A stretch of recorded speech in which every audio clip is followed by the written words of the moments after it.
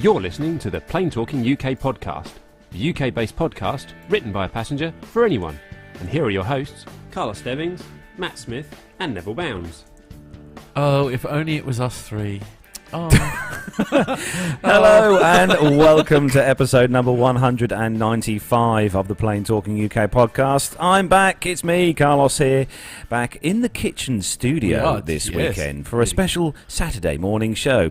It is. And joining me in the kitchen studio, as always, this week is the first of the co-hosts, and that is Mr. Matt Smith. The first of so many. Are we literally practicing for the Christmas show? I know, next we week should or do really, something? shouldn't we? Yeah, okay. How are you, Matt? I'm all right, thank you. Yes, it's all good. We're having a few technical issues this morning, so Really? apologies if... I'd never have guessed. Yeah, absolutely. So fingers crossed we'll stay on air long enough to get some kind of content out. But anyway, there we are. I know, great. Yes, I noticed you've left the fader down, which is probably very wise. Yeah, I know. So if you could bring that up gently and, There. with nervous breath deprivation and So goodness knows what joining else. us, as always, is our third awesome co-host of the show, and he's obviously he's Mr. Socialite. He's been everywhere, socialising with all the busy royals and royalty and everything. Yeah, so welcome onto the show. It's Neville Bounds. Hello, morning.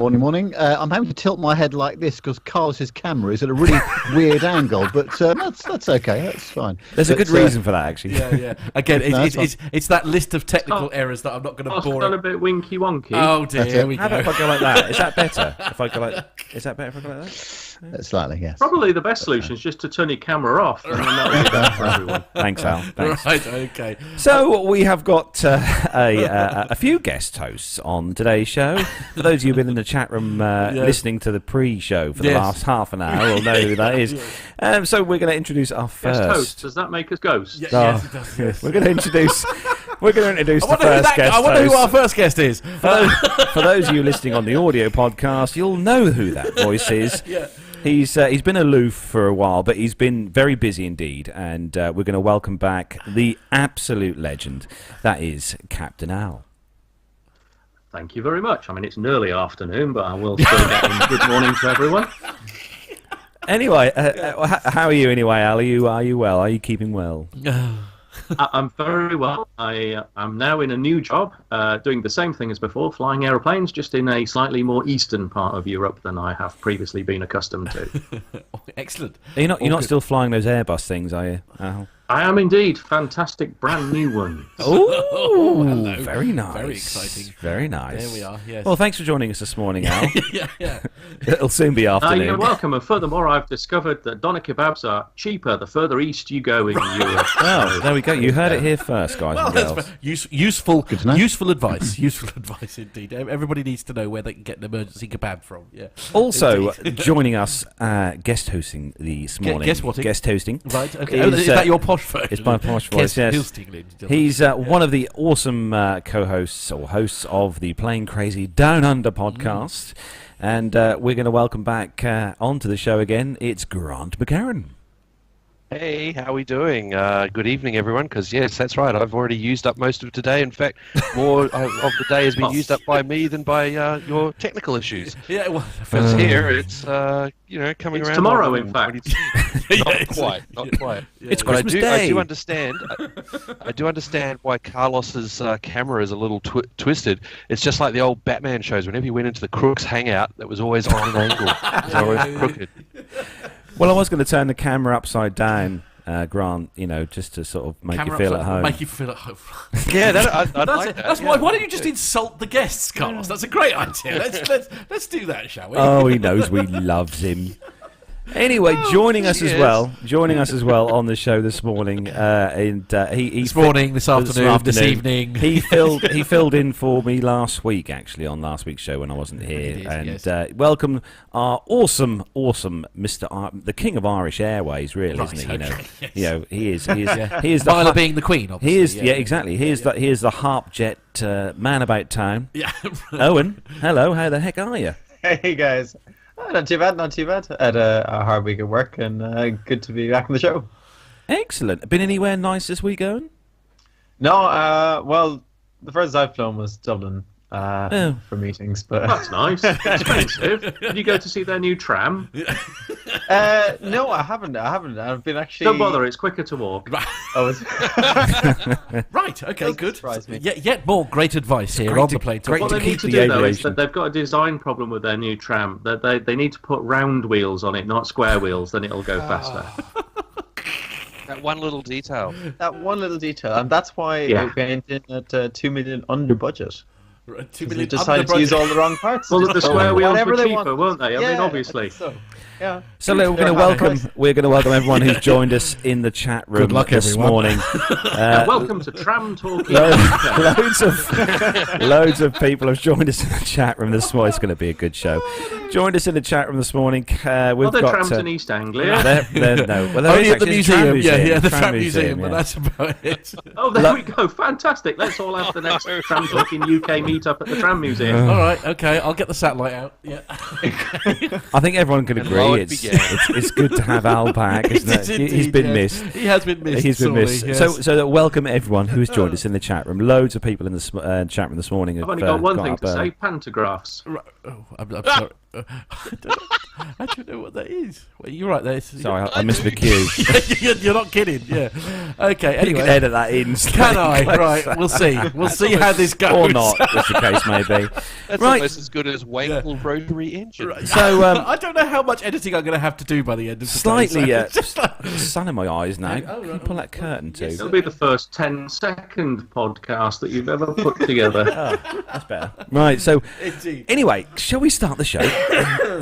We've got lots of stuff I to thought get we had through. started. We Yeah. have started the Music. show, but we have got a rather large amount of stuff to get through today, Okay. guys and girls. But yes, so Uncle we've got. Carlos is very cross with us, I ladies know. and gentlemen. We've all got to behave. Well, you've now. got to be somewhere. I haven't got to be anywhere. I'm just going to fall asleep. all right, this I'm only afternoon. picking Owen Should up. we just solve the problem now? Should we just can the military section before we go any further forward? I think that's probably prudent. Yeah, we will do that, guys. We'll make that decision now. That decision's been I've been passed. rehearsing my lines the whole section. Come on, we've got actual military. Somebody who knows something about military is actually in the chair, and you're going to cancel it in front of him. How rude!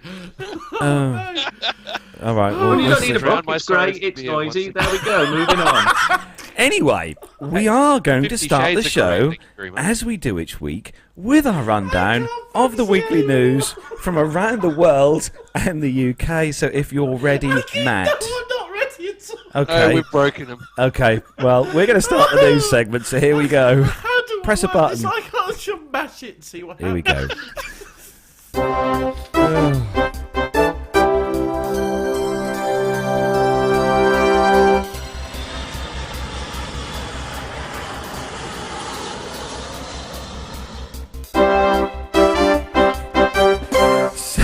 Sorry, the chat room's just gone mad. Because we're not happy about us kicking the military bit off. We better keep that in. Anyway, No, kicking we off. kept it in. It's great. It's noisy. Moving on. That was the military segment. Anyway, folks. moving on. We've done it at the beginning of the show just to please all the militarists. Ists. That's a big word for first thing on a Saturday morning. Right, so first news story then, gents, is on the independent.co.uk website. Any photos. No, I know. Well, this story came in on to the news kind of pile. Kind of beginning of the week, actually, I think this came in the news. And the headline, Airbus A380 draws Christmas tree in the sky during a test flight over Germany. So, one bold and inspired pilot brought seasonal joy to the world by drawing a giant Christmas tree in the sky on a flight path over Germany. When you say bold pilot, do you mean someone who's looking forward to being sacked by the end of the day for the wasted No, he's not amount as of bad fuel? he's not as bad as that US guy, that fighter guy who got grounded after he drew an There's actually interesting. two of them. They were flying a growler. They did something naughty, yes. Anyway, moving on from That's growlers. the military news. So so this happened then while the aircraft was doing a test flight of an A380 for Emirates. The plane set off from Hamburg's Finkenwerder airport at 12:47. Easy for you to say. I know, and arrived back later on in the afternoon. However, instead of simply doing a few laps of the field, the pilot took the decision to use the flight path to introduce a little more festive cheer. The tree even features baubles, and by means of regular loops in the flying pattern between each branch. Ranch. The plane cruised at an average of 41,000 feet while completing the masterpiece, which went south as far as Stuttgart for the tree's trunk before turning northwards towards Hamburg again. Now, I've got a question here. Okay, if Go it on then. achieved an average height of 41,000 feet, bearing in mind that it started at 0 feet, how high did it have to go to achieve an average of 41,000 feet? Wow, yeah, Probably good about point. 42. Looking at the graphic they've shown, altitude by. But if it is spent normally a pink period and of orange. time climbing up, then there must be a period Yeah. of time equal You to can see- that. You can above see the blue and the 41,000 feet. green and all that kind of stuff. So yeah, probably up at about 42 for most of the flight. That'd give you the average 41. I mean, looking at the That was picture. quite impressive, though. What's that? I don't know if we've got the picture up on the screen at the moment, but when you look at this on the independent website, not only have they drawn a Christmas tree, but they've managed to do a fantastic black on white headline right over the top of Europe. Now, how have they managed to do that as well as the tree underneath? Good fonts. Indeed, it's a very good font work there. Very proud of them. Yes, absolutely. That's impressive stuff. Considering he's flying an A380, I think he's done a good job, to be fair. Oh, now come on. I mean, it's a huge aircraft. You know, it's not like a Yeah, but the A380 at Farnborough, I mean, that thing was doing like back-to-back flips and loops and goodness knows Well, I don't know what about else. loops, but We are talking about Germany, like the whole country that it's been drawn over. No, it's been like it basically is, goes from yeah. the north of Germany to the south of Germany. So yeah. it's not your regular 5-foot Christmas tree. No, it's not your regular 5-foot Christmas tree. That is true, Owen. They're I can't actually take that in the away chat from room. They're talking about having a VTOL A380. you. And What? vertical takeoff and I'm landing. going to say breakfast has A380. arrived. Just bear with me a moment. Oh, Okay. no, brace yourselves. We can see. Anyway, moving on to the next story, Matt. This one is for you. Indeed, this is on the Sun newspaper, and apparently, this is something very nervous. Obviously, it's Ryanair because it's story number 2, and very exciting. It says, "We sincerely apologise." Apparently, someone at Ryanair has apologised. Ryanair will publish a contingency plan 2 days ahead of a strike by Irish pilots next week. Yes, now it's quite an interesting story, isn't it? 'Cause So it's the there's first- a story next week saying we apologised that we apologised. Right. Okay. Yes. Anyway, The people responsible for the previous apology have been sacked. Right, yeah, indeed, and someone else will. Anyway, it's slightly unusual in some respects because actually it's almost like unofficially the first time that Ryanair has sort of recognised unions, which is why I think it's making quite big news here in the UK. So Ryanair has revealed that they will release a contingency plan 2 days before some pilots go on strike. Dublin-based employees, mostly captains, who are members of the Irish Airline Pilots Association, will take to picket lines on the 20th of December. The strike, slap bang in the middle of the festive season, was voted for in a growing dispute over airlines' collective bargaining system. The Impact trade union with which IALPA is it IALPA? Is it what? How am I supposed to pronounce That's that? it. Yep. IALPA, correct. is The affiliated. International Airline Yeah. Pilots Association. Yep. Fair enough. Yes. So the pilots backed industrial action by a margin of 94%. So that's quite a big tick for a strike. To 6% in secret ballots, which took place over the last few days. Impact official Ashley Connolly explains this dispute is solely about winning independent representation for pilots in the company. The union has warned of further strikes in days if agreements are not reached. In a fresh statement released this morning, the airline said Ryanair has been notified of threatened industrial action up to and including a 24-hour strike on Wednesday the 20th, next by a minority... never mind. Anyway, you get the gist. It's as I say, really, sort of for me, more the headline here actually is it's the first time that Ryanair as a company have recognised unions, which is why I think it's quite a big story, to be fair. But Well, they haven't actually recognised the unions yet. They've only entered into dialogue, so they've Right. got some way to go. All right. It's certainly a step in the right direction from the Indeed. management of Ryanair. It's going to be a bit... Incidentally, Impact is the Irish Pilots Union. That's the name of them, Impact. Right. So I that's see. why you might have been struggling with the That's fair context of that word in the sentence. and is that a similar but- sort of a similar sort of thing? Well, IALPA is the sort of global body of all of the pilot unions. So most of the pilot unions sit under the umbrella of IALPA. So Okay. Impact covers quite a few different industries in Ireland.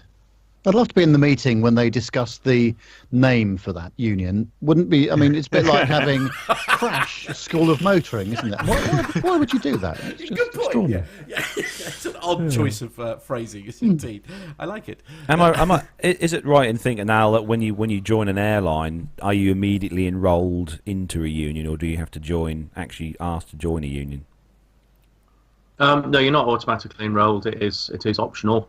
There are some airlines where union membership is very strong. There are others, like, say, for example, at Ryanair, where the union membership is strong, but they're not recognised. And I think it's probably fair to say that Ryanair have fought off for many, many years officially recognising unions. Indeed, as a result of this statement, their share price fell by about 7.5%. Wow. The fear amongst their investors is that it will push prices up. Yeah. But there's no reason why it should push prices up. Ryanair is hugely profitable, so there's no reason why they can't share those profits amongst their workers, including the pilots. It's not really a huge step forward. Indeed, and of course, ironically, when you think all the trouble they were having with where they're having to cancel flights because of pilots and things not being available. I mean, why I think that is quite huge news is because during all of that, the actual share price it dropped by about 0.5% over that entire thing. It really didn't change at all. So actually, to find it drop 7% as a result of them sort of unofficially recognising unions, I think is I think that's actually quite significant. It's obviously made for the first time, it's actually made those that have invested nervous. Indeed, but if Ryanair play their cards well, they'll realise that a good working relationship with their pilots will stop some of these problems in the future. Fair point. And there is a global pilot shortage, and they are going to struggle to retain pilots if they continue to treat them in the way that they have previously. They're starting to recognise that now and engaging with the pilot community. And the next step for them will be to recognise the unions and work together in a collaborative form. That will work for them, works for every other airline where there's union recognition. Fair point. No, fair point indeed. We're going to move on to the next story then. Carlos, who's next? It is Nev. Yes, this is from the Aviation Herald, and we like the Aviation Herald because Simon does a nice job with this site. And it says that British Airways Boeing 777-300 registration Golf Sierra Tango Bravo Charlie performing flight BA 198 from Mumbai to London Heathrow with 135 passengers and 17 crew was en route at flight level 360 about 100 nautical miles southwest of Baku in Azerbaijan when the crew reported smoke in the cabin and diverted to Baku for a safe landing on runway 35 about 25 minutes later. The airline reported the aircraft diverted to Baku due to a suspected technical problem. Engineers in Baku are examining the aircraft, and the passengers reported that they are now stuck in Baku due to a technical fault. There had been smoke in the first class cabin. Well, if people will light up their cigars, it's not surprising, is it? It's difficult to get good quality cigars out of Cuba these days. Yes, quite. I think smoking them. The supply out to us, hard folks in Europe is dried up a bit. Not thought it through, have they? Anyway, the passengers later disembarked and were taken to the transit zone of the airport. A replacement Airbus A321-200 registration. Hey, Airbus to the rescue. I was waiting for paused to allow you to say that, shouldn't I, really? But that was Golf Mike Echo Delta, thank you, uniform, positioned from Beirut to Baku, resumed the flight and reached London with a delay of about just over 24 and a half hours. The occurrence aircraft remained on the ground in Baku for about 27 hours and then departed to position to London.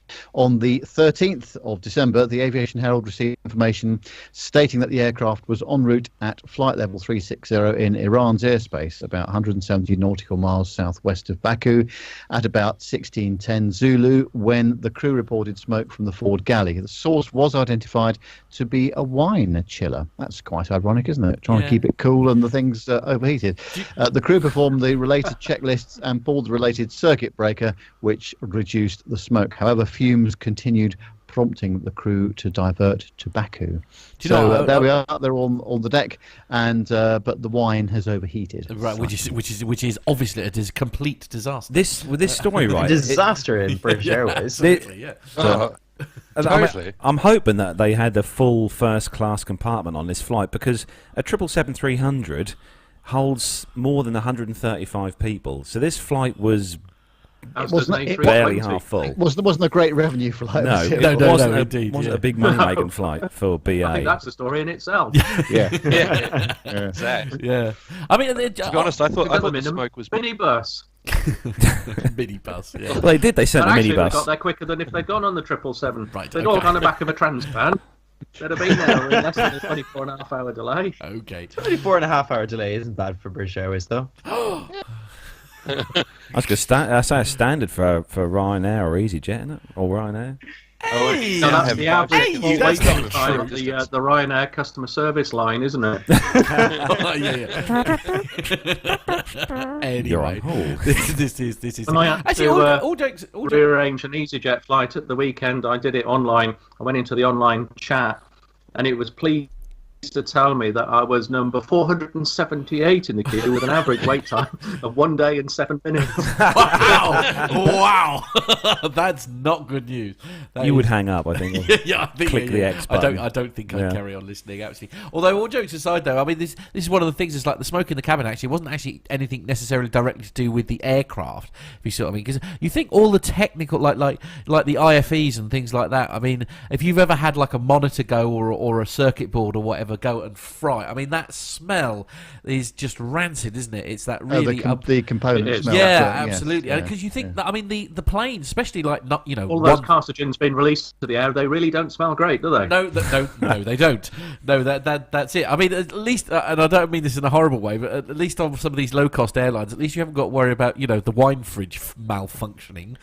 I know. I thought there was the some ice cream cooler failure. Indeed. There were some rather unhappy customers on that flight whose bottles of Blue Nun and Hock were warm. Yeah. Were lukewarm. Oh, I know. That's well, they were unhappy when they pitched up for the gate and saw it was a 777, when what they really wanted was an A321. Right. Okay. Good. Anyway, moving on. Anyway, moving on. Next story, please. Who's next? This one is for Captain Al. Is it Captain Al? Excellent. Okay, well that's good timing because I've finished my bacon breakfast. sandwich. Okay, right. Okay. You're about to chuck it back up when you see what this one is. Yeah, well, what they've done is they've taken the wine cooler out of an old 777 and tried to put it into a 321, haven't they? Right, here we go. This is from the flightglobal.com website. The Qatar Airways. You're right now. Well, you just delete whichever version of the pronunciation, but it's Qatar. But for our American friends, Cutter, that's C-U-T-E-R. Right. Airways Airbus A321 suffered substantial damage in a fire that occurred when it was under maintenance at Doha's Hamad International Airport on 8 December. There's a TH missing there, on the 8th of December. Media reports quote an airline statement as saying that the jet was positioned at a remote stand when the incident happened at 06:50 local time. The carrier has yet to reply to Flight Global's queries on the matter. The fire inside the cabin was promptly contained and extinguished. Whilst there was some damage to the aircraft, there were no injuries, it adds. And for those of you who are looking at the picture, if that's some damage, I'm not going on it. No, that is quite significant damage. Yeah, so those of you who don't have televisions, who maybe live in East Anglia, basically there's been quite a substantial fire in the fuselage, and it's burnt through the ceiling of the cabin and straight out at the top, and has come out of the top of the fuselage, and there's more than a few scorch marks. In fact, I'm surprised that it's still in one piece. Indeed. So Qatar says a full investigation is being conducted by the local authorities to establish the cause. Media reports identified the aircraft as being registered as Alpha 7 Alpha India Bravo. Flight Fleet's analyzer shows that this 2010 built aircraft, so it's quite old anyway, so it's probably going to go to the knackered yard anyway. Okay. What, BA? It's owned by International Aero Oh, no. How rude. and it's now owned by DASA, which is registered in the Cayman Islands with Standard Chartered Aviation Finance as the aircraft manager. There you go. There was actually on one of the media sites there was a photo which was taken inside the cabin after the fire had been put out, and it was it's fair to say it was a mess. Right. Yeah. Okay. On the I forget the name of the site. I've told now. those boys not to have those private barbecue parties at night. There's, I think the Especially plane's on board. it's been written off anyway. I think. I think that's safe. Yes, I think that's a good idea. I don't think they'll get that. You don't think that'll buff out? No, I No. don't think so. No, I think it's. I think it's going to. I mean, the Don't guy. think a bit of bum fluff will fix it then. If you remember, Neville, back when BA had that issue with was it the 777 in Vegas, Nev? Oh, Had yes. the fire. Yeah. And they managed to repair that. Oh, Really? yeah, Yeah. that was back up and running fairly Yeah. quickly, wasn't it? Yeah, one? I think this is going to be a different kettle of fish altogether. It's not going to buff out, is it? No. That's as Al says. That Yeah. 787 that had the fire down the back of the tail. Oh, when that it was parked in the UK. They Ethiopian. put that back in the air. Yeah, that Qantas was- got their QF1 747-400 back in the air after they did a metric large amount of excretion damage to it when they ran it off the end at Bangkok. You know that one. They did, went off didn't the they? end of the runway into the golf course, and Yeah. Qantas board of directors did not want to be the first board in Qantas to have ever lost a jet. 'Cause Qantas has never lost a jet airframe. No. So they patched it, flew it, returned, repatched it, because the crew tried to take it back to Australia, went, no way, this isn't working. They repatched it again, and then they flew it with just a minimum tech crew on board, got it back to Australia, rebuilt it, still flying. Also, that's a municipal golf course, and you can't go on there unless you book. So, Well, yeah. What I a deal. have actually played that golf course, don't forget. I've played that a couple of times when visiting my parents. It's at Don Muang International Airport, and it's the most distracting game of golf you'll ever bet. play. Yeah. You're getting ready to do a chip shot. King Dong chip shot, International Airport. Where the heck's that? No, Don Muang. Oh, Don Juan. I think you said King Dong. Oh no. Oh, okay. sorry. Yeah. Further up the road. Keep up, Carlos. Come on. Oh, I've just missed the cue there He's completely. broken his soundboard. Everyone. He have was to get a trying to different press one. so many buttons all at once. There. Well, pudding has arrived in the Evans household, so we've got a Excellent. rock cake, some blueberries, and some short cake. Oh, shortcake. Nice. Oh, I do. I am rather partial to shortcake. So moving on to the next story, and this one is for Grant. Oh, great. Give me this one. Yeah, thanks. Focusing on the important parts, not all the additional bits, because this one's from the dailystar.co.uk. Yes. And if you've ever looked at their web pages, I'm sure you know what Good some God, look at the distracting... side of them. Exactly. They're quite nice beds, aren't they? They are lovely beds. Yes, they are great. Holy beds. cow! You could put the milk marketing board out of business in one go. Moving on. Totally. I think I've seen a helicopter looking similar, but anyhow. Moving on. So what is Singapore this Airlines, aviation this story is about? their newest- oh, Hang sorry, on, I'll it's one of start 10. There's more. There's more. No, there's not. No, it's really not. There you go. Oh, okay. Oh, number 5. Do you ever, It's a top Carlos, 10. Carlos, do you Lost ever do you ever feel like you've lost control ever? Do you feel like? I'm going to go shopping. Yeah, I should. Yeah. We need to broadcast the link so that everyone in the chat room can join in with the top 10 here. Okay. Anyway, moving on, Mr. McCarran. That is a top 10. Okay. Captain Al, you have some tea behind you. You have a cup of tea behind you. I don't Oh, know. fantastic. Thank you very much. Anyway, this Mr. is McCarran, actually if you'd great. like to carry on, thank you. Yes, indeed. Yes. The this one on the high quality dailystar.co.uk Oh, is look at number inside 3. Singapore Airlines 634 million upgrade. Suites come with beds and 32-inch TVs. Singapore Airlines have given us a sneak peek into their newest aircraft cabins. Sneak This peek? morning, the Oh, recently that's- created A380 fleet There's no completed sneaky its about first that, flight. Pete, I'll tell you. Oh, God, no. It's totally distracting. The highly anticipated first trip took off from the Airbus delivery centre in France to Changi Airport, Singapore. During this 13-hour flight, passengers got to try out the airline's £634 million upgrade for the commercial carrier. To celebrate the new launch, aviation enthusiasts and industry experts got to look around the swanky aircraft for the first time. On board, bedroom suites have been installed, yes. For a hefty £9,500, you too can recline in spacious beds that wouldn't look out of place in a 5-star hotel room. Couples can push their beds together if they want to snuggle up on board. Well, no, the beds are already together. You just drop the divider between them, but that's a different thing. And there's even the option of mood lighting if they want to get closer. Is this the time when you start playing that funky music? Yeah, it's Okay.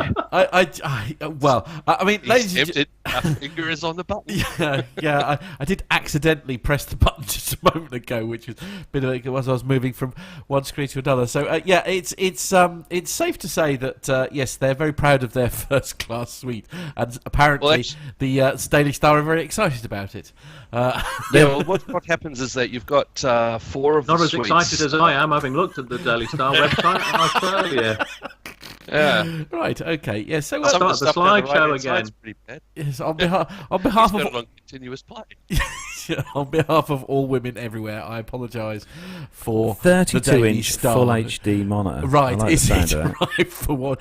Oh, the screen, yeah. Oh no! What winds up happening is in the first class on the Singapore Airlines A380 now, 1A and 2A can join together the suites. They can drop the board down. You've got 2 beds Is that right by next to each mutual other. agreement, or do you just whip it down and go, hello? I certainly hope it's by mutual agreement. Otherwise, it could lead to mile-high punch-ups. Well, indeed, But, yes, or lawsuits. Yeah.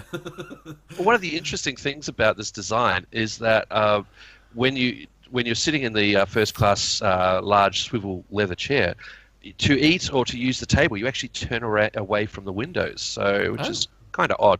Because I'd really like to be looking out the window while I Yeah, work of course, or eat. yeah, absolutely. Well, there's no need to be shy. No one's going to be looking out at 41,000 feet in at you, are they? No, but I like to look out at the world. Yeah, you see, enjoy the view. You see, that's Isn't that slightly elitist to be picking up your sort of, 35-year-old glass of champagne and going, ha ha, look what I've got. No, I think that's totally normal and the only way to fly. Right. Oh, I say, what are you doing down there? How is it in pleb class down the back? Oh. Indeed, actually, Well, no, they do talk about this in the back because they say the economy seats have been changed as well, so that they're all in a leather.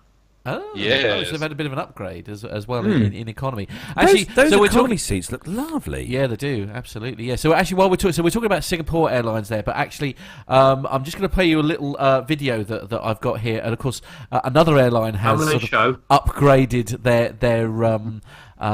first class especially, and there is a reason why I'm playing this, because obviously, Carlos, you got to actually sample I this, did. didn't you, I got to sample for real when this. you were in the Dubai Air Show. So I'm just going to play you this, and we'll talk about his experience in just a moment. Every now and then, the game changes. You're introduced to something so luxurious and so special that afterwards, anything else is a disappointment. Let's start with the interior. There's a high-definition touchscreen display that's bigger than my TV at home. There's a minibar. And leather seating that's so sumptuous it'll make you think, ooh, hang on. This is the way to travel. You want to relax? Try the zero-gravity seat position. Or if you want to sleep, well, this is better than lying on a fairy tale cloud. There's even technology that lets you choose what sort of lighting you'd like and what sort of temperature. It even has something called virtual windows. Oh, and here's the best bit. It has a top speed of 700 miles an hour! And it comes with pajamas. Introducing the fully enclosed first-class suite from Emirates, inspired by Mercedes-Benz. Indeed. So this is the first class. the 777, I must say, Jeremy Clarkson is an unusual choice for the front of such an advert. But you can't go wrong with his deliveries. Now you've Would you actually not describe him as dignified and refined? no. In a But word, he no. was in a tux. I mean, He was in a tux, he scrubbed yes. up. Yeah, he was in pyjamas at the end of it, which was slightly unnerving. I won't lie, but it's now you've actually been in this because there was an example here at the Dubai Air Show when you were Emirates a few weeks back. Emirates had one of their 777-300s on the ground for us to look round. us media types. Oh, so you didn't fly in it? You didn't rifle the Patreon fund? And No, God no. No. We I had a look round and sat down in said seat, and it was incredibly comfortable. Yeah. And even the floor, the carpet on the floor had tiny little LEDs in. Really? The carpet. This is the carpet? yeah. It is amazing. Okay. And why? I know. And there's like the kind of amenities pack that you get. You know when you fly an aircraft, you get these amenity packs. You get like an eye mask and some creams. The amenity pack on here is like is something you kind of go into Harrods and spend about $2,000 on. There's creams for everything, and various kind of and bits and pieces and stuff. Don't tell Al.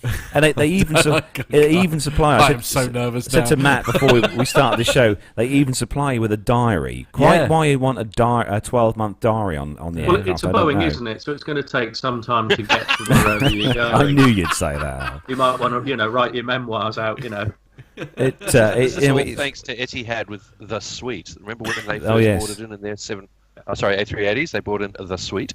The residence. So Etihad brought that in, and now Singapore Airlines with their A380s and Emirates with theirs. And yeah. So how big are these suites going to get? I mean, you've got like each carrier trying to one up each other.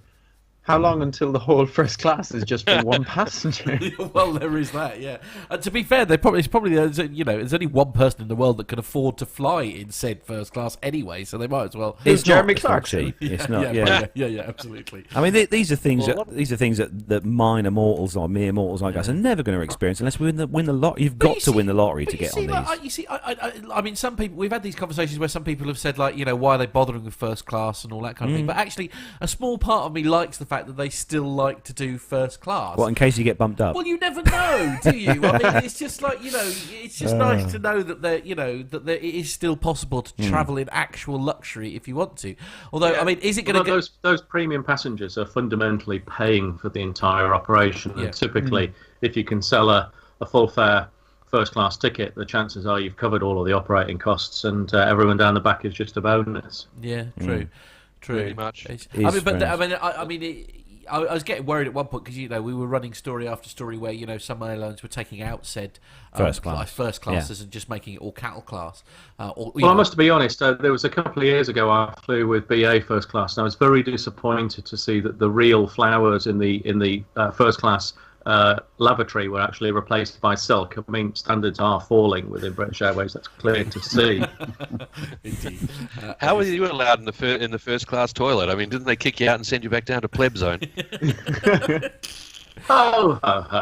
Anyway, moving swiftly on to the next story. You just need to have people in the wrong places and update. Indeed. But I've got to say, some of these first class environments are pretty good. A few of the guys I work with, they do a lot of travel business class, so they occasionally get selected to get a free upgrade to first. They're like, oh yes, the agony, it's so much of a problem.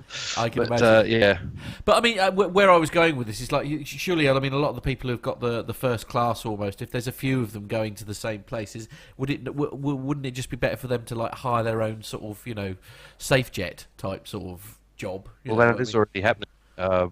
Even before 9/11, what was happening is that the before 9/11, You're right there, Carlos.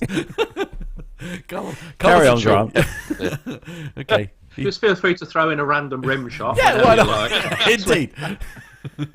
At least you said shot. Thank you. Yeah, indeed. Moving on. Yeah. Yes. Even prior to 9/11, they found that some of the airlines started talking and saying, "Oh, we've got these elite, always travel first class, do 3 to 5 return trips a year, easy on first class." And they're not with us anymore. Are they with you? And they said, no, they're not with us either. And they figured out that what was happening was a lot of the top 5 to 10 times a year first class flyers were all moving to BizJets, because you can go from where you want to where you want, when you want, how you want. You don't have to wait around for some idiot down the back who's drunk in the lounge, have his luggage taken off. and then your day doesn't get ruined by some idiot with a box cutter. No. Well, of course, you can plan it, of course. I mean, because these people who are moving around in first class because they are literally flying around the world for meetings can fit their schedule. You know, they can almost fit the flight around their schedule rather than you having to fit the meeting around the schedule. Do you know what I mean? It's like, I mean, obviously, it still takes you, teleportation isn't a thing yet, so obviously you have got the actual flight time involved, but, it's sort of... There is one downside to this, though.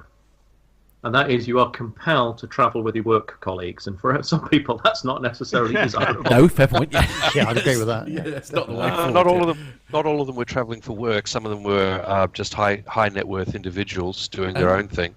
So you get if you get I've been on the Gulfstream, right? The G550. It's absolutely beautiful. You'd probably have a high net worth individual, a couple of their family perhaps, 3 or 4 others, their staff, the helpers, the minders and all that kind of stuff, easily put on there. And that aircraft will go from Australia to the US, no problem at all. Really? This week's episode is sponsored by SafeJets. Indeed, yeah, pretty much. So, Well, Owen, let's be the honest, next... Australia to the US is probably the right direction to fly, isn't it? Yes, yeah. Well, not these days. These days, I thought it was the other way around. Most of them are all saying, "Can we come down under? We feel like we, need to get down to a place where everything wants to kill you." Yeah. That's the trouble with Australia, isn't it? It's like even going to the toilet is a dangerous experience. It's just like bad things can You've happen. heard the song. Yes. So, Owen, the next story, moving swiftly on, is for you. So swiftly. I know. It's the new definition Got a bit of sidetracked swiftly. there. Is this Swift? This is hardly what I would call Swift. Oh God, it's quarter this past from the 11 LA. already. How is it quarter past 11 already? Anyway, so Carry on, Owen. This is from I the don't know, I've NL finished my breakfast Times. now. Lunch should arrive shortly. Ow, We'll be still here at dinner time. Mute that man. Anyway. Do I need to let the this staff is- know that they're going to have to stay late? yes. Yeah. Budget airline Norwegian Air to fly from Amsterdam to New York for $199 next year. Budget airline Norwegian will be offering flights between Schiphol, Amsterdam, and John F. Kennedy in New York 4 times a week from May next year, and the airline announced in a press release. Ticket prices on this route will start as little as $199, according to the airline. This is the first time that Norwegian Air is offering flights from Schiphol to the United States, according to the ANP. This new destination will be competition for Air France KLM's transatlantic flights. And in addition to Amsterdam to New York route, Norwegian Air will also offer new routes from US, from Madrid and from Milan next year. Budget airlines are increasingly taking on longer routes from Schiphol Airport. In September, KLM CEO Peter Elbers complained about the space Schiphol gives to these cheaper airlines, saying that they will make the airport less well connected. I don't know. Woo! I was going to say somebody's got somebody's a bit. Caught Mr. Albers. Yeah, I can say somebody's got a bit of a strop on there.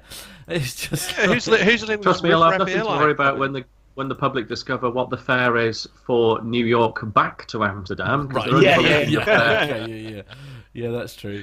It's actually ironically while Owen was reading that story, I have literally just been sat here typing an email to my boss, actually saying you need to read this story because we're busy planning how we're going to get to New York in November next year. So it's just like actually this even if we're going to I think the Seat Guru.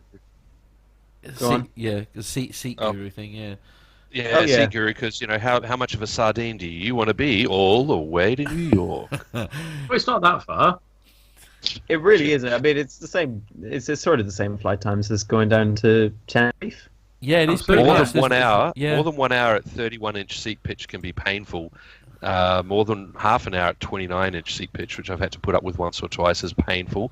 So I couldn't imagine going, like, if these guys are doing standard 31-inch seat pitch and you're going all the way to New York, yeah, no thanks. And 17.5-inch pitch wide is- seats.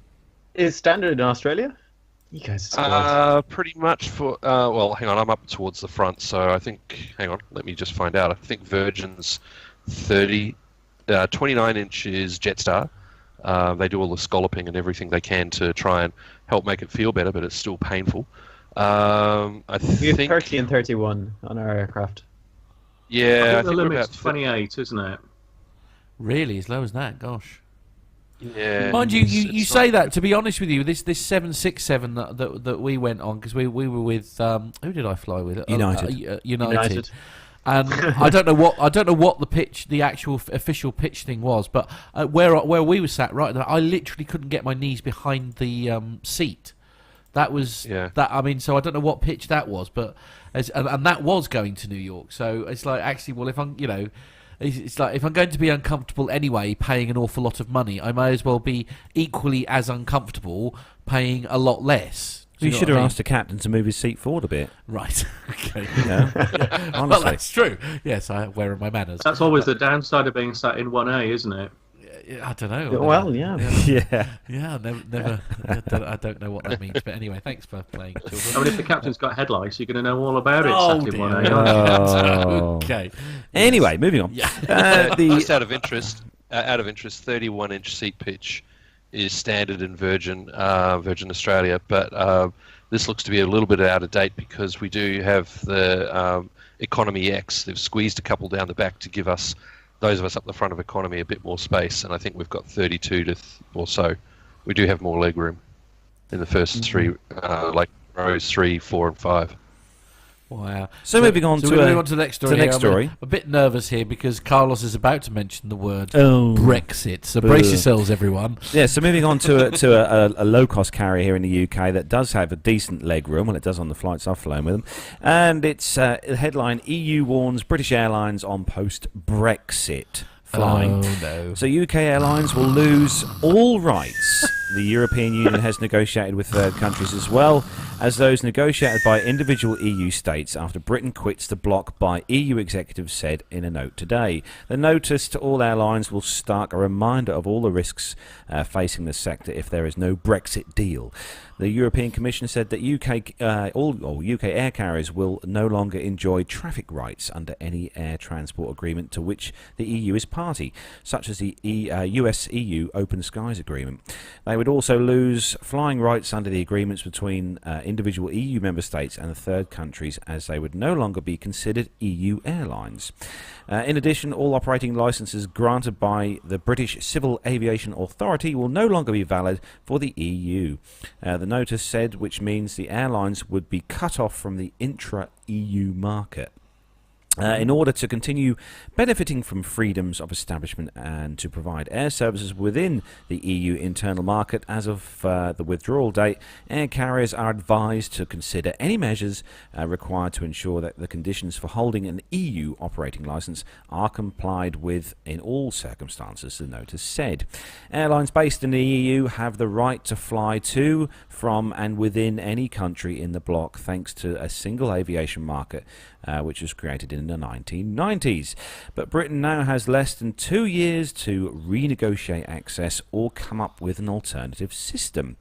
British carriers include EasyJet's, IAG's British Airways, Flybe, Jet2 and Virgin Atlantic.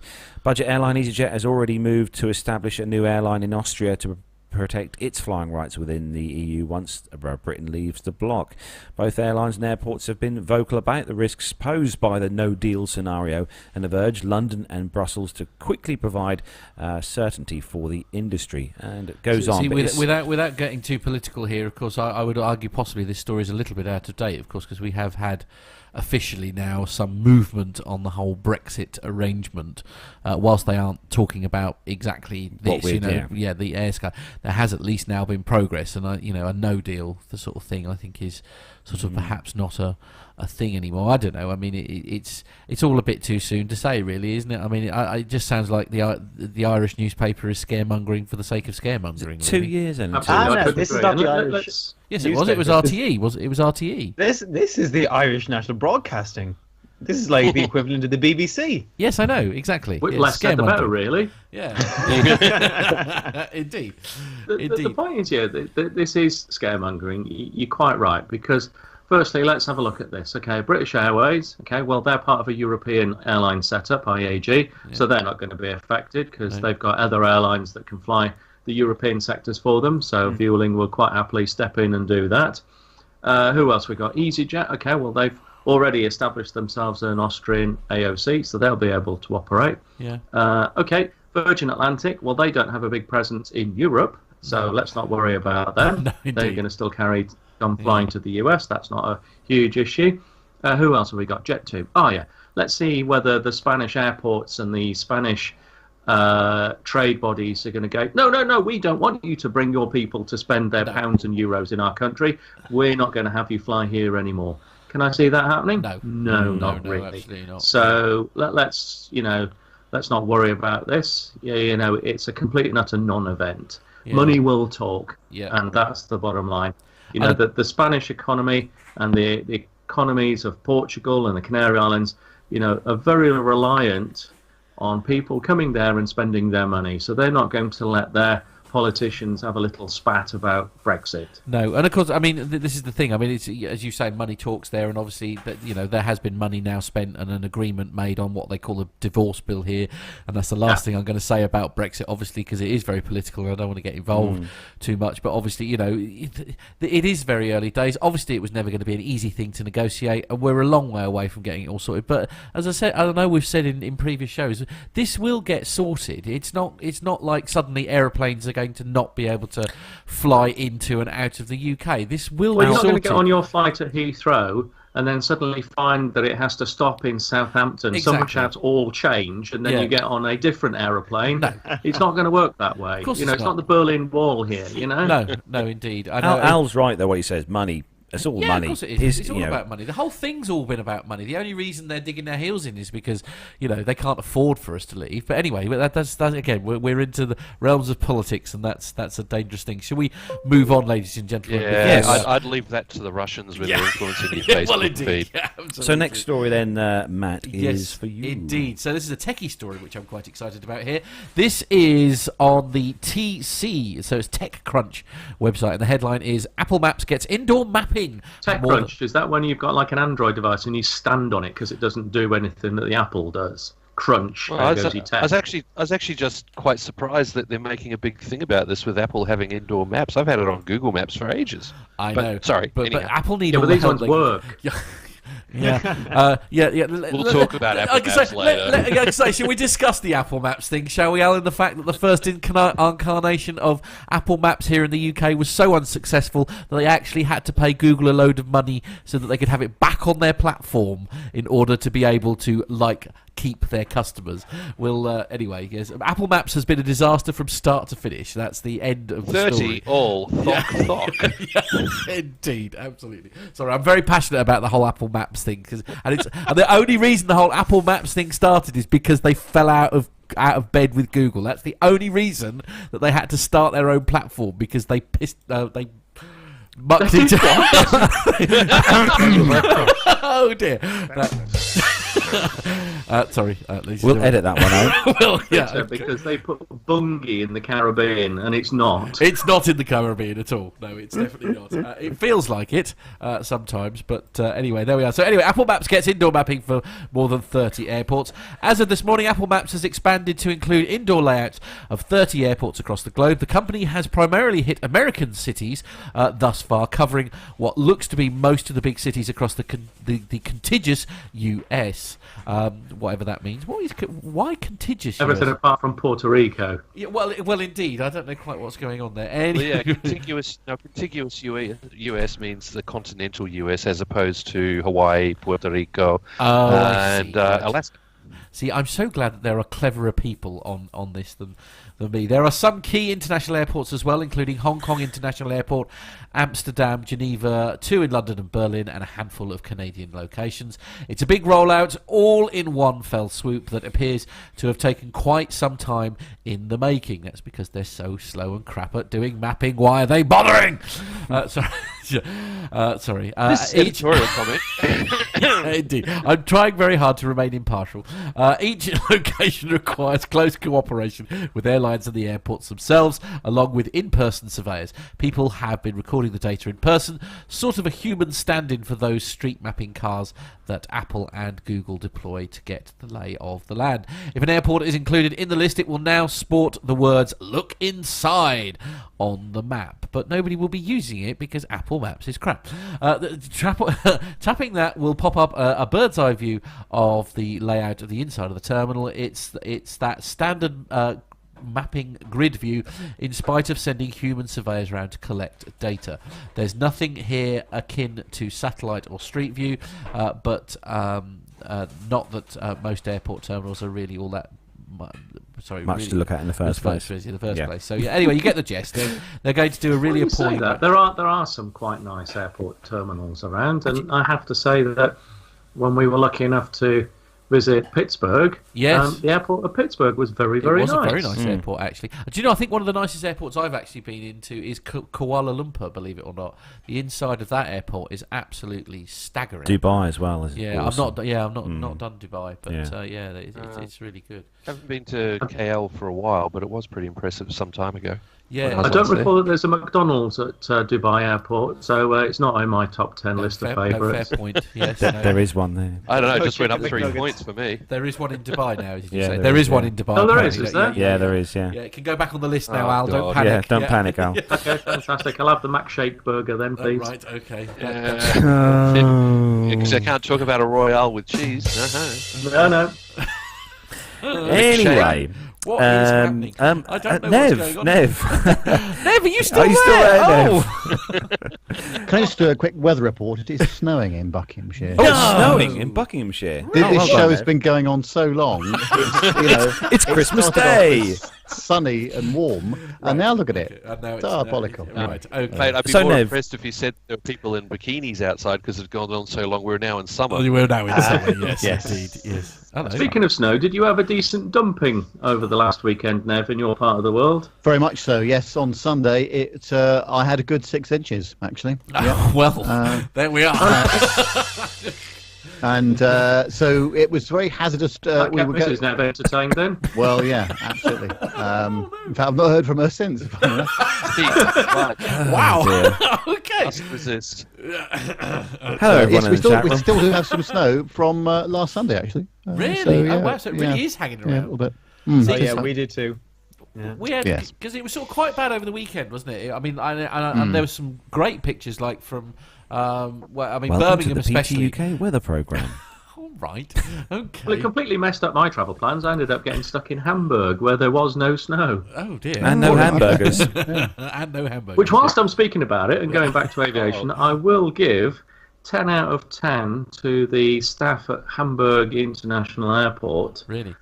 Because whilst we were all queuing up to receive our vouchers for hotel and rebooked flights due to the cancellation of our flight, the staff of the airport, not the airline, but the airport staff, were going around giving people food and drink and generally trying to make them feel reasonably good in a 3-hour queue. Wow. Well, that's a really nice change, isn't it? That's Yeah. refreshing. It is, yeah. They supplied water. They had the firemen carry all of the crates of water. Firemen bring the crates of water because obviously they're quite heavy. Yeah. And then they gave everyone a little carry bag that had some nuts in it and some fruit and some crisps. And it was all done, with we're very sorry, but, please, have this with our compliments, which I thought was a genuinely nice offer. That is really nice to very hear. well. Really nice to hear people sort of like not forgotten about customer care and things, really, because it is difficult because it's not their fault. It's completely beyond their control, and they're not obliged to do anything necessarily until sort of, is it 4 or 5 hours, something like that. Well, again, it's down to the airline. It's not the airport, but this was the airport that had taken it upon themselves to provide, a rations pack, a goodie pack, if you will, to the customers. I mean, the airport still had, restaurants and so forth open. It wasn't that it was, the early hours of the morning and there was nothing else. True. They just, had a bit of human compassion for those people who'd been inconvenienced and just brought some snacks for people who were queuing up. Very cool. That's very good of them. It That is, is very good of absolutely. them. 10 out of 10 for on that one, really. Yeah. So, Nev. Whilst I'm talking about it, again, on the theme of aviation, Hamburg, and I'm not sponsored by Hamburg Airport, just for that, but the friendliest and most speedy airport security that I've ever been through. Really? What? Oh, no, I had quite the opposite experience when I was there. Well, quite clearly, if you look at the difference between me and you, one of us looks shifty and the other one looks like a normal travelling member of the public. Yeah, so you're a shifty bugger, Al. They must have wanted to get you through and out.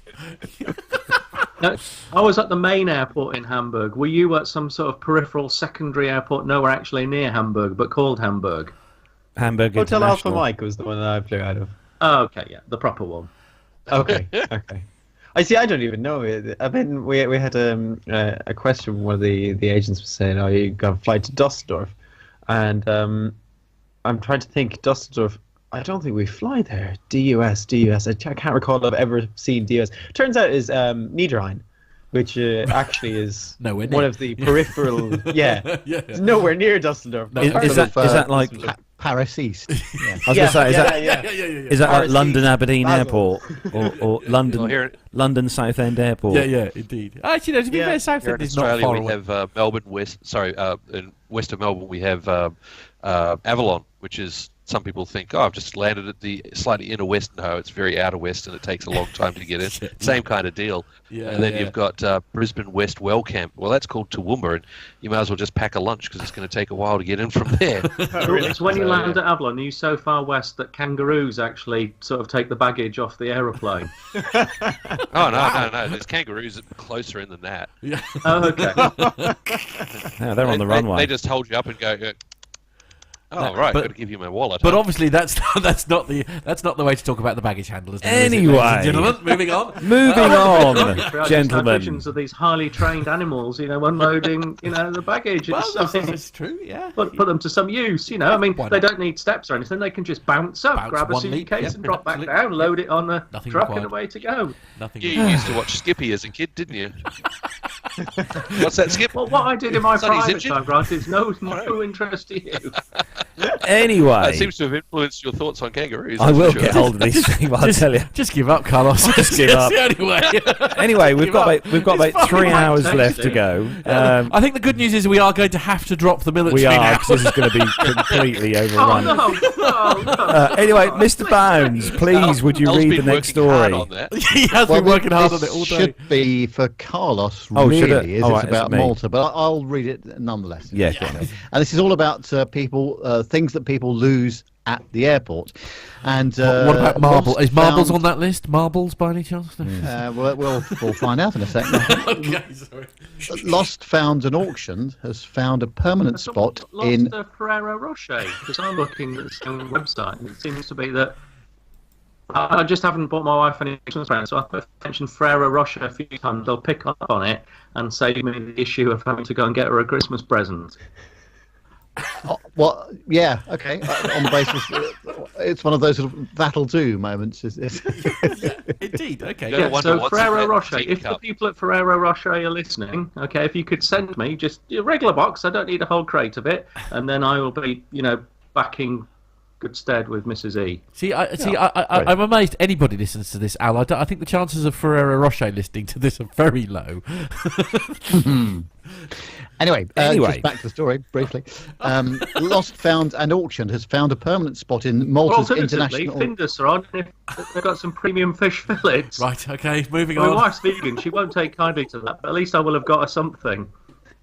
Isn't that the equivalent of buying her an ironing board? Pretty much. Did that last year. It doesn't need replacing yet. You can still see the scars from when she got the present. You got the 10-year warranty with for the ironing board. Anyway, this auction I was talking about was held last Wednesday, and it's the 7th edition of the event, which attracted around 160 people and raised €7,730 for the Sovereign Order of Malta. Over 90 items, including a number of mobile phones, branded sunglasses and watches, went under the auctioneer's hammer, who hosted the event together with local presenter Peter Carbonaro, also known for his creamy pasta dishes. Right. No, Oh, the pain. Oh, boy. Is that special pasta? No. Special sauce. Hang on, Don't get anything pasta with that one. It's like a number of mobile phones branded sunglasses. Sunglasses and stuff, yeah, that's absolutely fine. But surely, the minute somebody lost their mobile phone, the IMEI number was blocked, and therefore the phone is completely useless. Yeah. So how do you get away with... Anyway, sorry, carry on. You take it somewhere where they don't block IMEIs. Really? Yeah, is there a place that does that? Yeah, it's called all the rest of the world.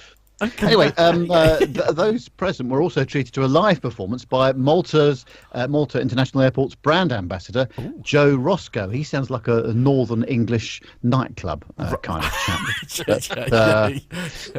Phoenix Nights, eat your heart out, yes. But anyway, starting at €200 and eventually going for €750, the highest-selling item on the night was a DJI Phantom drone. Oh, wow. Can you just imagine it? Oh, I've lost my drone, you know. It's, anyway, whilst many lost and found on the runway. Yeah, that's it. Whilst many lost and found items are returned to their rightful owners by the airport every year, the items that remain unclaimed end up on Malta Airport's annual auction list.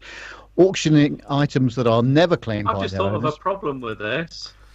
Just the one. The DJI Phantom, doesn't that have a return to home function? So the poor soul who spent €750 on it is going to power it up. The drone's going to lift off, just suddenly disappear back to the original owner. Right. Yep, I think that there's a problem there. There is a problem there, yes. Yeah, I agree, yes. It's a €750 homing pigeon that runs on lithium iron.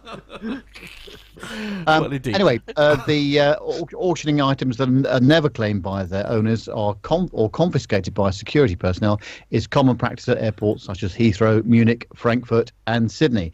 And the money raised during previous editions of the auction benefited a number of organisations, including Inspire, Itar del Providenza, Hospice Malta and the Ladybird Foundation. So that's all going to a good cause. A good cause, absolutely. Yeah. Well I'll done. tell you what, though, if auctioning a drone again next year, there will be questions asked, because that'll be the same flipping drone that keeps coming back and back. Yeah.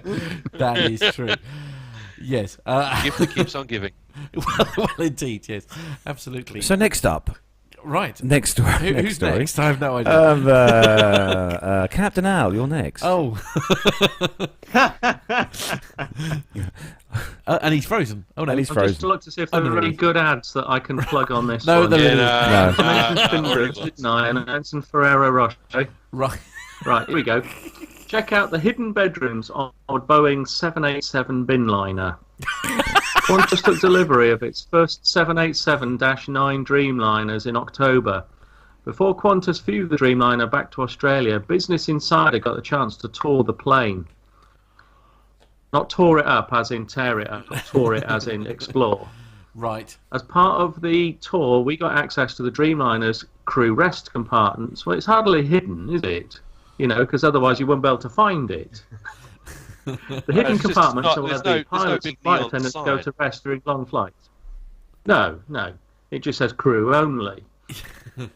In March, Qantas will begin scheduled non-stop flights to London from its hub in Perth, Western Australia. Is there much in Perth? Yeah. I went there for about a whole day one time. A whole day? Steady on. All right, okay. Yeah, I got flew for 4 hours coast to coast just to go for one day to shoot video for Airbus. It was great fun. Right. Okay, as you do. As you do. But no, so as Jonesy reality, there's lots. in reality, is it more likely that this aeroplane will start somewhere else more developed than Perth, fly to Perth and then get refueled, crew change, and then do what I'm about to say is the 17-hour-long flight? Yeah, or will there be they're that looking much to demand do for is people to go in and out of Perth? they're looking at US down to the east coast of Australia, across to Perth and up to the UK. So the aircraft are going back and forth in a big old U shape as you look on the map. So that's the cunning plan for Qantas with the Dash 9s, is to be using that. So if you're going from somewhere like, if you're going from somewhere like Melbourne or Sydney, you're still going to have a stop somewhere before you get to the UK. But the thinking is that at least it'll be within Australia, and for people in WA, it's a fantastic thing because for those who want to go to the UK. I mean, so Perth is the new Singapore, then? Is that what we're saying? Well, at the moment, that's what they're looking at doing with these particular flights. Once they can get their Project Sunrise happening, which is where they get the A350 Super X extra range version or a 777-10 with more range, the intention is to eventually be able to do East Coast to London or East Coast of Australia to New York. They'll be longer ones, but yeah. Okay.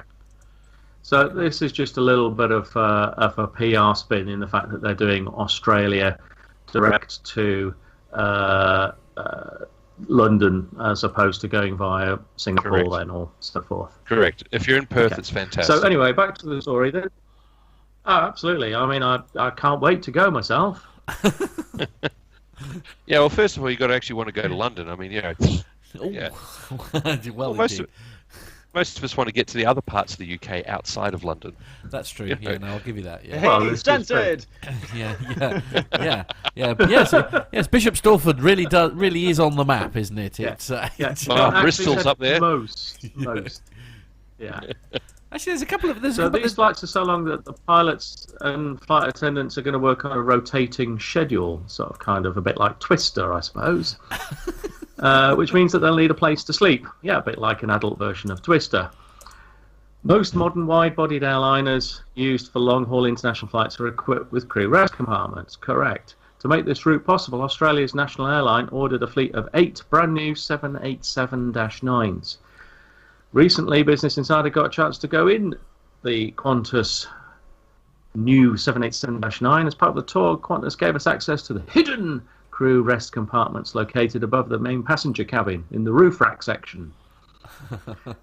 Since these areas of the aircraft are strictly off limits to the flying public, we simply couldn't say no.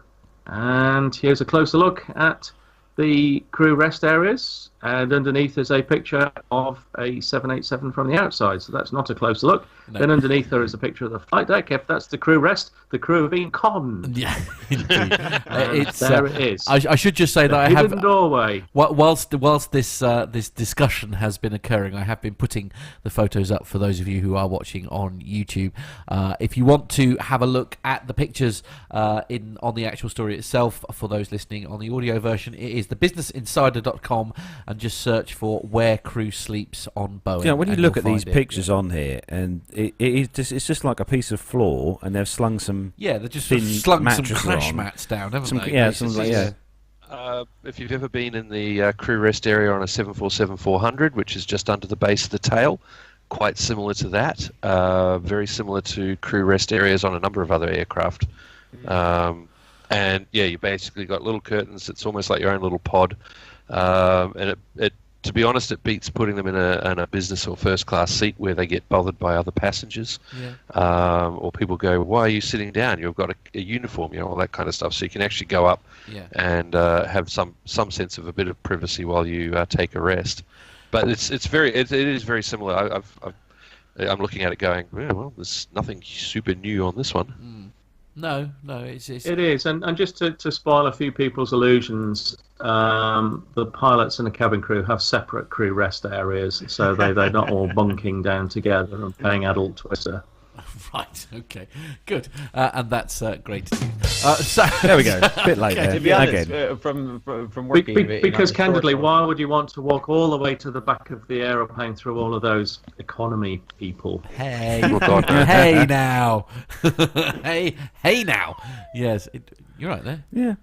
Anyway, so You're who's Carlos is just amusing himself I'm with his just amusing soundboard. It's fine. myself. Yes, indeed. right? So come on in, Grant. Well, at least that's all he's amused himself with. Well, Mr. McCarran. Let's hope so. Right. Yes, story. Next story is yours. Okay, next story from, I'm guessing that's Kiev Post. Kiev. New Ukrainian budget airline to fly from April. A new Ukrainian budget carrier called SkyUp will take to the skies from April 2018, offering Ukrainians affordable airfares and charter flights on foreign and domestic routes. Infrastructure Minister, Volodymyr Omelyan said on December 14th. Apologies, Very good. Volodymyr, if I'm stuffing up your name there. It looks more like Volodymyr, but anyhow. Speaking at SkyUp's launch ceremony in Kiev, Omelyan said SkyUp would be a national airline, which caused some confusion. In fact, SkyUp is a privately owned company founded by Yuri Alba, the man behind tour operator Join Up. The Ukrainian government is working on cutting the number of state-owned enterprises, Omelyan said, referring to the large-scale privatization reform that Ukraine has embarked on at the suggestion of the IMF. SkyUp is a national company in the sense that it has been established with 100% Ukrainian capital without state participation, the minister said. He added that no subsidies or privileges would be given to the new airline as the government wants to encourage fair competition. We are open to working with other air carriers and tour agencies, Albert added. According to the General Director of SkyUp, you hate me, don't you? Evgeny Kainetskaya, the company's plan for 2018 is to open charter flights to some of the foreign resorts most popular with Ukrainians. SkyUp will operate international charter flights from Kiev, Kharkiv, Lviv, and Odessa airports to 16 cities in Turkey, the UAE, Spain, Italy, Egypt, Albania, Bulgaria, and Cyprus. Domestically, SkyUp will connect Odessa with Kiev, Kharkiv, and Lviv. Ticket prices will start from whatever that is, $4.99, so it's about $18.30 US one way. Wow. At the moment, SkyUp's fleet consists of 4 Boeing aircraft. Since Ukraine was granted visa-free regime with the European Union and approved ID card-only travel with Turkey earlier this year, the country's aviation market has seen a surge of interest from foreign airlines. Whew. Wow. I've just tried to find their website, but it's not done yet. Right. Coming soon, apparently. SkyUp okay. is, their website is coming soon. But interestingly, at the bottom of the article, there's a thing saying found a spelling error. Yes, half these names, I can't say the damn things.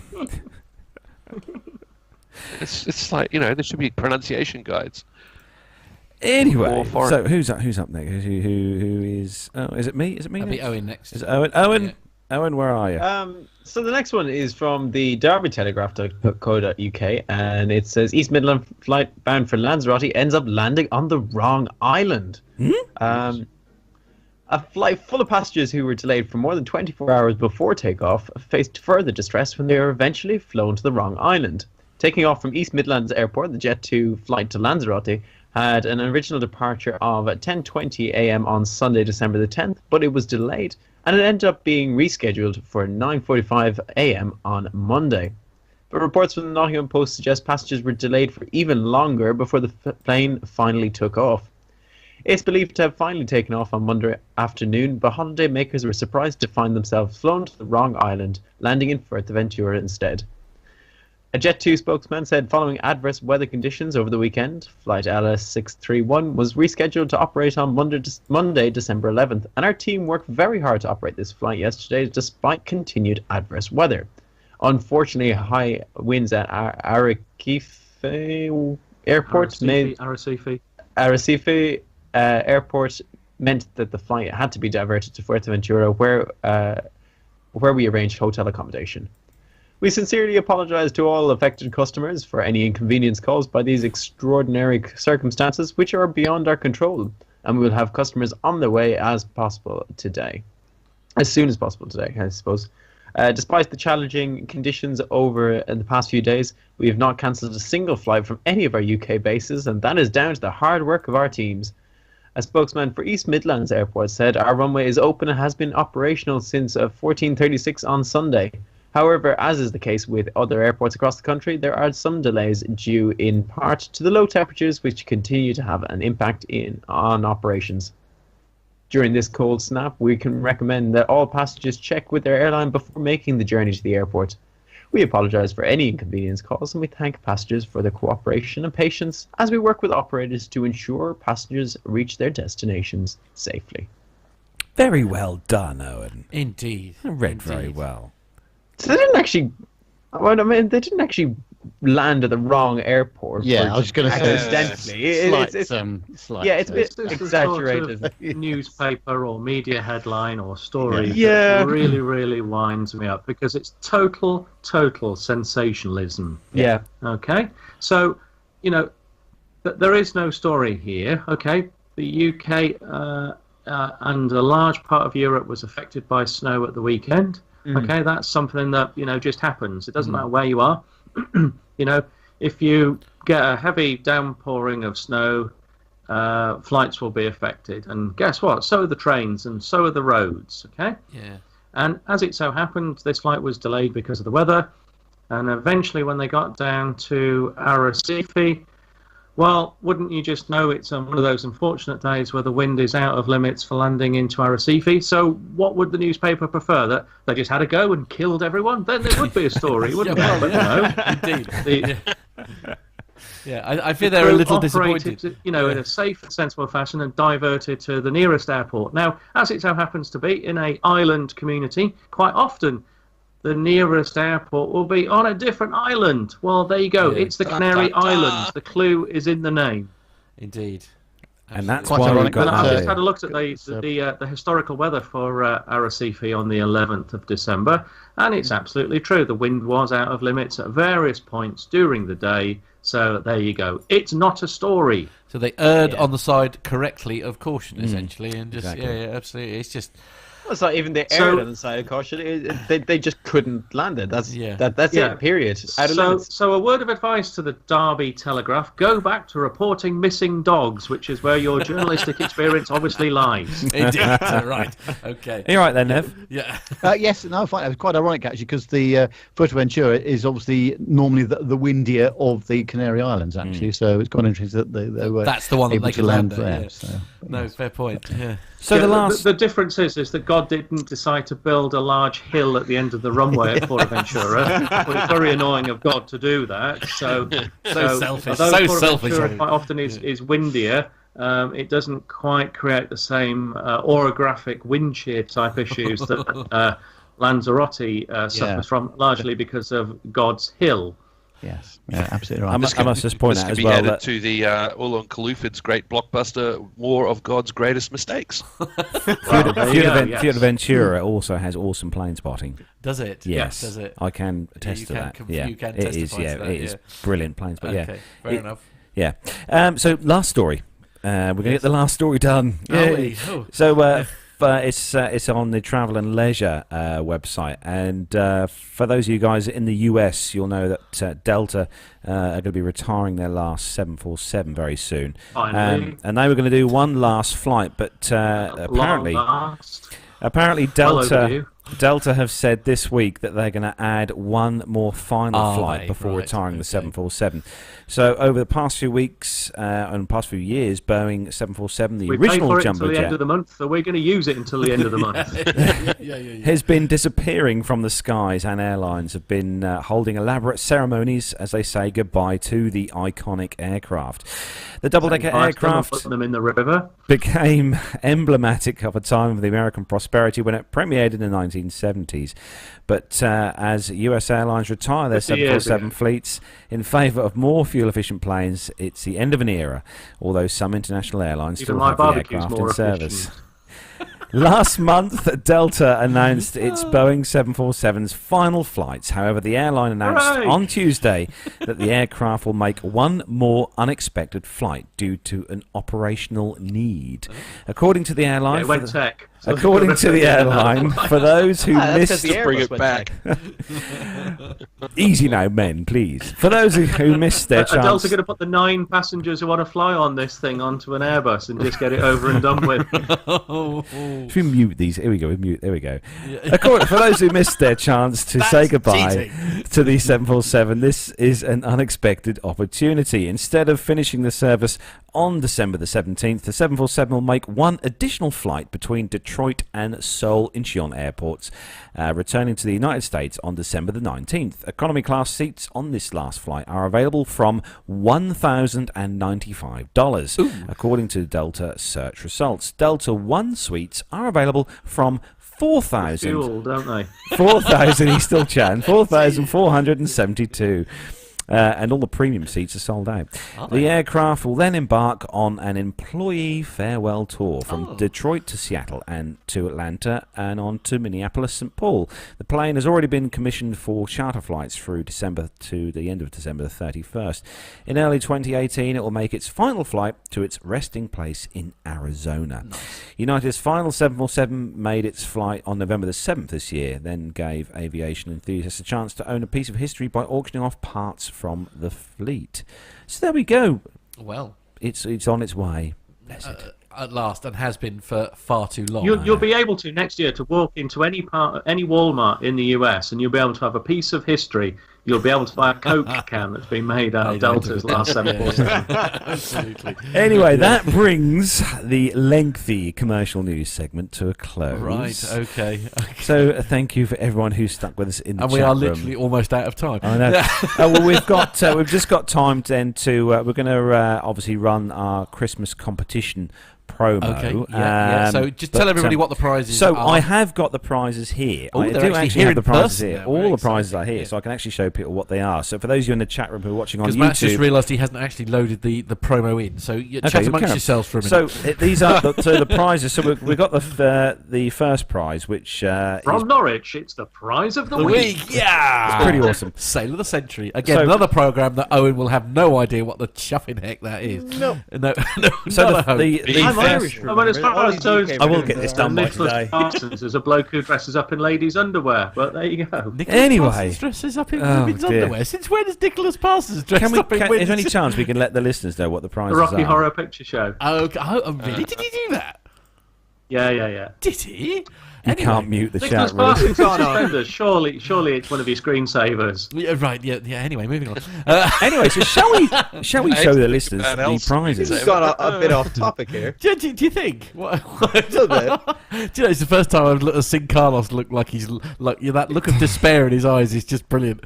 It's just a step to the left. Yeah, and then a jump to the right. Then a jump to the right. Yeah, absolutely. Anyway, yes. So carrying on for the 15th time, the prizes. He's for getting the very Christmas testy now, competition. ladies and gentlemen. He's getting There we very go. testy. There we go. It's amazing. He's I have the muted power. them. He's muted them. How rude! So for the prizes for the Christmas competition this year, for the first prize is so it's a stage 6 fan blade, compressor fan blade, and I'll hold up here so you can see it on the camera. There we go. That is a stage 6 compressor fan blade from a Harrier jump jet, a T8 version, the Hawker Siddeley Harrier jump jet, and this is from a Zulu Delta 992. This one was based here in the UK, and it was based out at Yeovilton. And it comes with a little piece of information about the jet itself, which you can see there. And there's also some colour photos of the said Harrier, which this actual blade came from here. And there's also a nice colour picture there of the fan blade section, and it's from, if I can get this right here, it is this one here. This section here is where the blade itself has been taken from. And it's been made into a keyring, so you can obviously have it with you all the time, which is pretty cool. And with that comes, ta-da! There we go, the Hawker Siddeley Haynes manual. So when you buy yourself one of these amazing aircraft, you can actually find out how to operate and run. I noticed that it's the cheap version. It's not the hardback version. Since when did they stop doing hardback ones? Oh, that was when you used to have a car. Yeah, that was years ago. So that's that one. Second on the list. This one came this morning. This one is. So this is Richard Branson's first 747, which was nicknamed Lady Penelope, and this is a piece of said aircraft which has been made into a tag. These are limited edition. There is 5,000 of these which they made from pressings from the aircraft itself, because it's been retired now. It was actually dismantled in 2016, this aircraft. right. So this is number 4,665 of 5,000, and it's actually been made so you can use it as a tag for your suitcase when you're going on holiday, so you can put your bits and pieces on. Does it open beer bottles? No, unfortunately it doesn't now. But it's quite use nice. it to, it's like one of those, what's it called, like a deflosser thing for your teeth. Can you use it to get bits of, celery and spinach out? I don't know if you can probably see the actual front of the keyring itself. It's still got the original body of the paintwork from the aircraft when it was.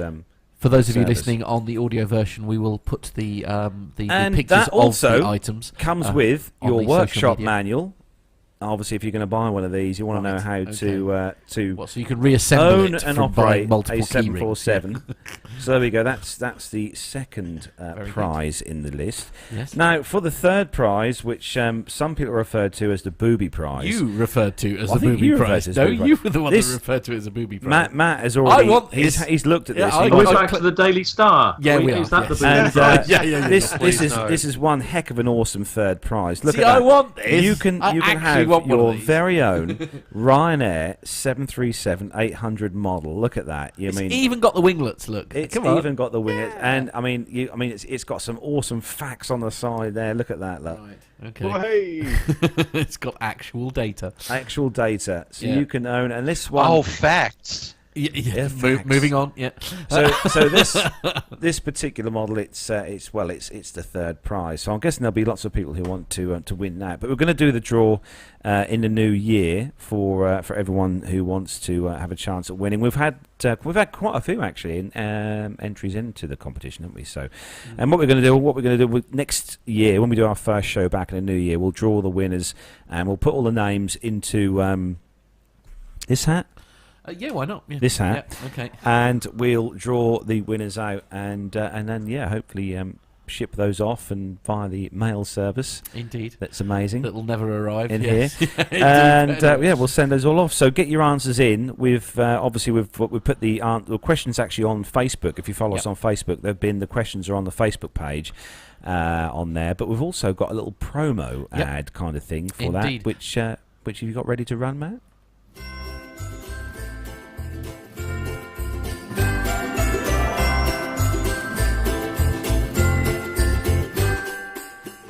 For your chance to win some fantastic prizes, all you have to do is answer these 7 questions. What date was the first Boeing 747 rolled out of the Everett Assembly Building? What year did the Airbus A380 make its maiden flight? What was the world's first airline to use an aircraft in revenue service? As of 2017, which airline has the world's largest fleet of commercial airliners? Which airline called itself the world's friendliest airline and painted a smile on the nose of its airplanes? Which 2 nationalised airline corporations and which 2 regional airlines were merged to form British Airways on March 31st, 1974? And what year was Ryanair founded? And what aircraft did they first fly? So for your chance to win these amazing prizes, send your answers in to podcast@planetalkinguk.com. That's podcast@planetalkinguk.com. Best of luck.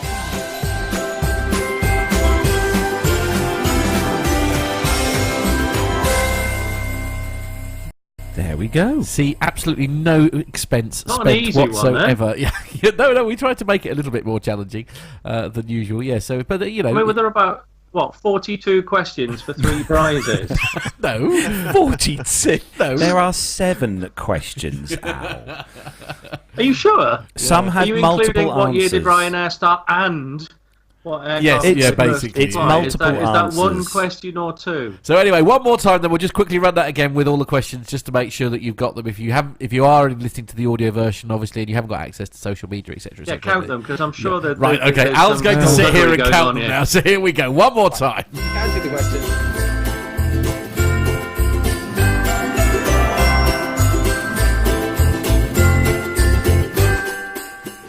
For your chance to win some fantastic prizes, all you have to do is answer these 7 questions. What date was the first Boeing 747 rolled out of the Everett Assembly Building? What year did the Airbus A380 make its maiden flight? What was the world's first airline to use an aircraft in revenue service?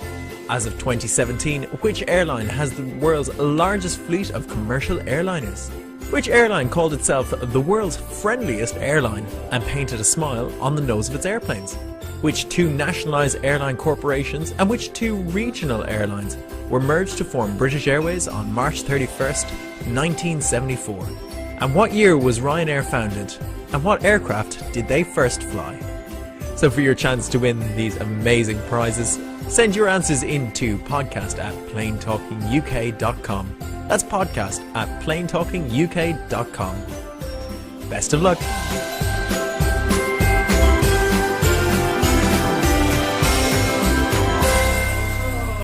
Oh, brace yourself, everyone. Here we go. There are 9 questions. 9 questions, is it? Is it 9 questions? I did notice that L was looking closer down to after 42 the first than it 5. is So 7. 1, 2, 3, 4, 5. And then he's looking down for the next 5. Yeah. I know. Did you take your shoes off, old chap? Well, I only got as far as 6. Right, okay. Well, there were There 7 are 9 questions. Some of them had questions. multiple Yeah, answers. so it's 7A and 7B per se. But Yeah. anyway, there we are. But anyway, we have had some dedicated We listeners have had some very loyal enter the listeners, competition. yes. So hopefully we'll have the results in January. So we are in the process of... oh, hello. Sorry, there was an echo there. Sorry, we are in the process of wrapping up, ladies and gentlemen. Can I just say, actually, I personally Thanks, have been Jen. absolutely been blown away this week. Yeah, we do have to make a special note, Yeah, actually. absolutely. Obviously, as many of you know, our 200th show is rapidly approaching. Oh, yeah. It's on the 20th of January, on the Saturday. Big thing coming up for it. Really looking forward to it, really excited. And can I just say, our listeners are absolutely incredible because they have been so generous towards making sure that the wonderful people who are coming are suitably fed and watered. Thank you so much to everyone who has been so generous towards our 200th show. I genuinely been blown away by how kind everyone has been in regard to said event. I am so excited. Yeah, I we've had some really generous people donate to the show, and it is incredibly nice. It's humbling, yeah. Humbling so yeah, big thanks to those sorry guys and girls. to be boring you know and who you sensible are. there for a minute. Unfortunately, now that I'm on the show for this episode, they'll all be demanding a refund. Refund, yeah, absolutely. Yeah. Well, there is always that bit. yeah, I know, but hey, we'll gloss over that. And there's also, for those of you who are coming to the 200th show on the 20th of January, there's a possibility we've got 2 extra very special guests that may be attending. Well, I don't think we should say any more. But that's all we're going to say. Yeah, for the moment. But it could be very exciting. Could be very exciting, yeah. Well, it will be very exciting anyway, but it could be even more. Are they managing to fit it in before their wedding next year? Is that what That's you're saying? yeah, that'll be it. Yes, absolutely, that's it. Yeah. They've got a bit of time now between now and the summer, and they're going to squeeze us in. I'm actually, I was kind of looking forward to the possibility of Al coming because Captain Al might be there. He might not be there. We don't know yet. Yeah. He's obviously he's working on it. Yeah. But It's all in the lap of the roster. It's in the lap of the rosters. But I think we can all agree. I think we can all agree that we all want to see Al flying a real proper aircraft. Oh, Boeing. Yes. People are going to pay money for that. Yes, absolutely. Right. Yes. You've stunned him. He's got yes, complete silence. I can't cope with it. It's too much. Oh dear. Yes. I'm shocked. Yeah. I am self-muted. Yeah, he's self-muted apparently. He's self-muted. Yeah. Well, look, anyway, it is Grant. Obviously, it is always a pleasure to have you. But on I'll the refer show. you back to that Findus fish ad of earlier. Bollocks. Right. Okay, good. It's Grant. It's been a pleasure to have you on. Thanks, thank you Grant. so much for being a good sport. It's been a challenge for us all, obviously, but it's been interesting. There we are. You see, do you know that the thing I love most about Nev is he's so well behaved. I know. And he's always there, just sat there in the background, and then you just get the occasional one line of absolute gold. I just couldn't get a word in edgeways. Bless him. There is that. Yes, there is indeed that. Absolutely. So it's so cool. Back to form. The Christmas show is for anyone listening now live. Is being recorded live. On Thursday, and we'll go out over Christmas Thursday. for real. But so anybody who wants to join in on the fun and games, I think what time are we going for? 8 o'clock start. 7:30. Did you say, Nev? Like I think so. Yes. Yeah, about 7:30. 7:30 for 9:30. Then is yeah, something like that. Yeah, absolutely. Although very excitingly, Nev will actually warm up for it. You know? Yeah, indeed. Nev will actually be joining us here in the barn. We're going to do it from the barn. So and although there's no more Nev's passenger experiences until 2018, we are going to squeeze a bit of a special. We've got a very special Christmassy one, and it is epic. Bite your teeth, Al. Bite your teeth. Yes, indeed. But yeah, so that should be good. No, hold back. Just on that note, we have got quite a big lineup of guests as well joining us for the Christmas special. Right, so, okay. like last year, it's a bit of an extravaganza like last year. Yes, And also, I can confirm that Micah has sent in his Christmas story for this year as well. Actually, on that note, please, if there's any chance that we could trouble you to send us some festive feedback, because we've only had a couple of bits so far. So if anybody would be please up to either audio or video, whatever you could do would be great. Send it to podcast@plaintalkinguk.com. If it's a video file and you're struggling to send it by email, let me know, and we've got some places where we can sort of give you a link to upload. So I'm guessing the only format that doesn't work well is Braille, is it? Braille is not great, mainly because I don't understand it, so I can't read it out. But so festive messages, please, would be great in readiness for Thursday, which is when we're recording our Christmas show. The chat room, especially Andrew Wilson, has made a point that Captain Al has to be in the Christmas special. Right, okay. We'll see what we can do. Yeah.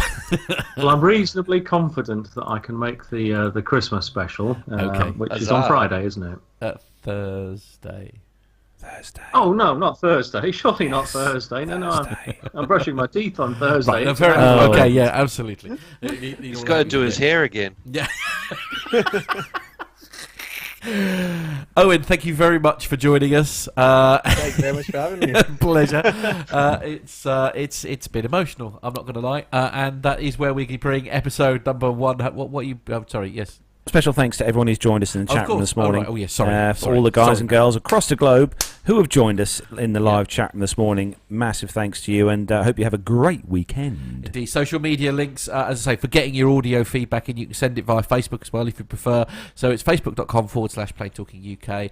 Twitter, our Twitter handle is @PlainTalkingUK. www.plaintalkinguk.com is the website. And as I say, for all of your audio and video feedback, please, it's podcast@PlainTalkingUK. And get those Christmas feedback messages sent in ASAP, because Matt's got to fiddle with them. Yeah, indeed, basically. So it's been a lot of fun, boys and girls. It's been emotional. It really has. Been emotional. It has been. Try emotional. Yep, so that is where we bring episode 195 to a close.